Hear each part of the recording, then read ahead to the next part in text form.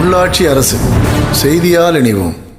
திருக்கோவிலூர் அருகே சின்டெக்ஸ் குடிநீர் தொட்டியை தூய்மைப்படுத்தி சுத்தமான குடிநீர் வழங்க வேண்டும் எனவும் மேலும் மேல்நிலை நீர்த்தேக்க தொட்டி கட்டித்தர கோரிக்கை வைத்த பட்டியல் இன கிராம மக்கள். விழுப்புரம் மாவட்டம் திருக்கோவிலூர் தொகுதிக்கு உட்பட்ட வி. சித்தாமூர் கிராமத்தில் பட்டியல் இன மக்கள் சுமார் 1000க்கும் மேற்பட்டோர் வசித்து வருகின்றனர். இந்நிலையில் கடந்த சில ஆண்டுகளுக்கு முன்பு அந்த 1000 குடும்பத்திற்கும் சின்டெக்ஸ் குடிநீர் தொட்டி மட்டும் உள்ளது. இந்நிலையில் அந்த சின்டெக்ஸ் குடிநீர் தொட்டியானது தூய்மைப்படுத்தப்படாமல் நோய் தொற்று பரவும் அபாயமும் மேலும் அந்த குடிநீரால் காய்ச்சல், டெங்கு, மலேரியா உள்ளிட்ட நோய்கள் பாதிக்கப்படக்கூடும் எனவே அதை தூய்மைப்படுத்தி முறையாக சுத்தமான குடிநீரை வழங்க வேண்டும் என பட்டியலின மக்கள் கோரிக்கை வைக்கின்றனர்.